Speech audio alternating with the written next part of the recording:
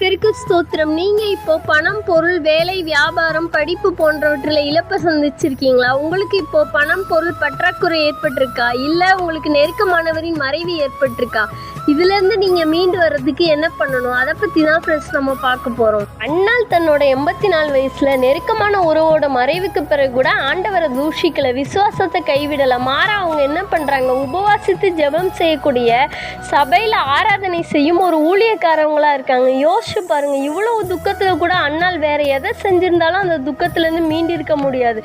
ஆண்டவரிடத்தில் கொண்ட விசுவாசம் மட்டுமே அவங்களுக்கு ஆறுதல் கொடுத்துச்சு, அவங்கள ஊழியக்காரரா உயர்த்திருக்காங்க. யோசிச்சு பாருங்க, அண்ணால் எப்படி இவ்வளோ கஷ்டமான சூழ்நிலையிலேருந்து மீண்டு வந்திருந்தாங்க. அவங்க வேற எதை செஞ்சிருந்தாலும் அவங்களால மீண்டு வந்திருக்க முடியாது. ஆண்டவர் இடத்துல கொண்டு வந்த விசுவாசம் மட்டும்தான் அவங்களை இந்த துக்கத்திலேருந்து மீள வைத்தது.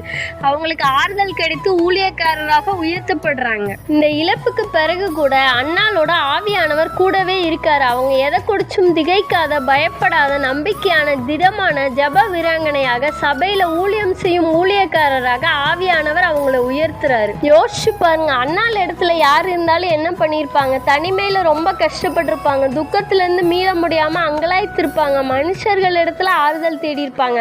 ஆனா அண்ணால் அப்படி பண்ணாம ஆண்டவர் மீது விசுவாசமா இருக்காங்க. அதனால அவங்களுக்கு ஆறுதல், தவிப்பு, அங்கலாய்ப்பு, துக்கத்துல இருந்து மீள்றாங்க.